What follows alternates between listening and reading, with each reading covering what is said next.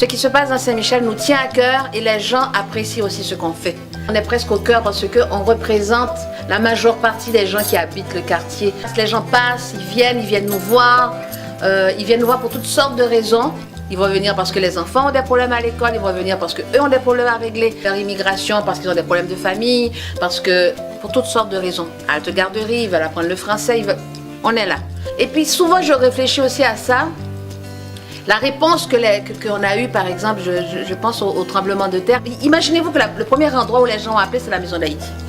Alors les gens appellent, ils me disent, est-ce que vous savez qu'il y a un tremblement de terre? Je dis oui, mais je ne connais pas l'ampleur. Et là, les journalistes commencent à appeler. Et là, les gens commencent à déferler. Pas seulement les journalistes, mais la population commence à déferler dans la Maison d'Haïti.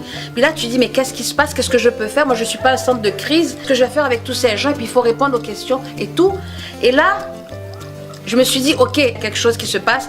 Les gens reconnaissent que c'est nous qui devons avoir une réponse. Même si on n'a pas de réponse, mais c'est pas grave. On répond.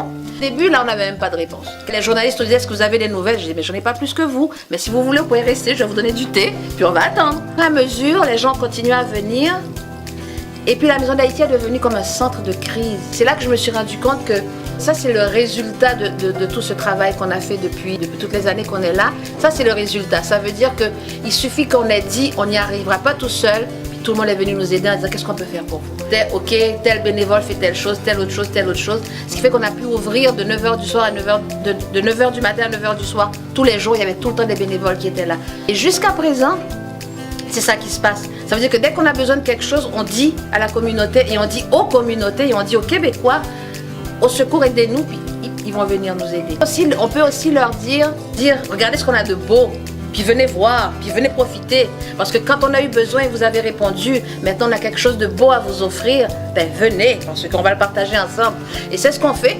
Notre rêve, bientôt une réalité, une nouvelle Maison d'Haïti. Espace vie et culture, un toit pour toi et moi. Donnez, mais surtout, venez faire un tour.